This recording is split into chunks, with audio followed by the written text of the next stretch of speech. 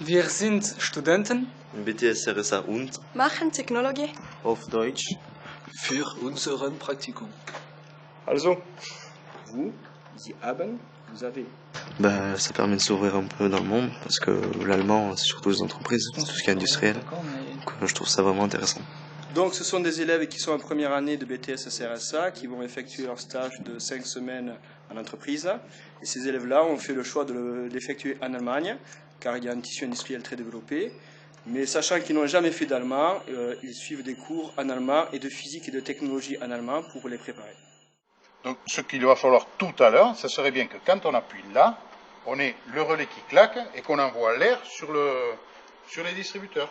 Et quand j'appuie sur arrêt d'urgence, que je le coupe. Le BTS, donc CRSA, a pour mission première de former des jeunes à la conception et à la réalisation de systèmes automatisés. Donc à la base, le recrutement se fait au niveau des bacs STI, que ce soit génie mécanique, génie électrotechnique, ou alors aussi les bacs pro à dominante construction mécanique.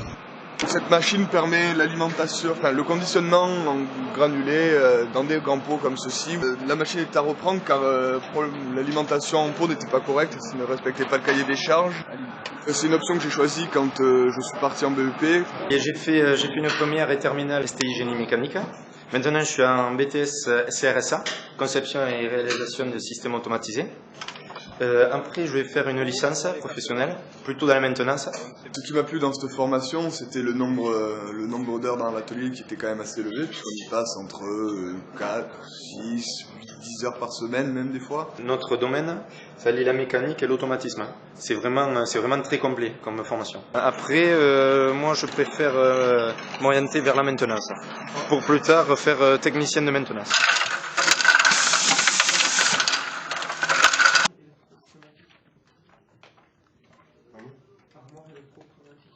On récupère un peu de tube ou quelque chose pour le support de... Ben moi j'étais parti pour l'automatisme, c'est pour ça que je suis venu en CRSA. Je me suis dit là-dedans il y a des débouchés, je suis sûr d'être pris plus tard pour un boulot. À l'issue des 2 années, s'ils se sont bien impliqués, ils peuvent repartir ici avec un dossier technique solide. C'est-à-dire ils pourront montrer à un DRH ce qu'ils ont fait pendant leur scolarité. Et avec ça, ils vont monnayer une part de responsabilité dans une entreprise. Ça peut être l'alimentaire, ça peut être la production mécanique, ça peut être de tous les secteurs où on va retrouver des systèmes automatisés de production.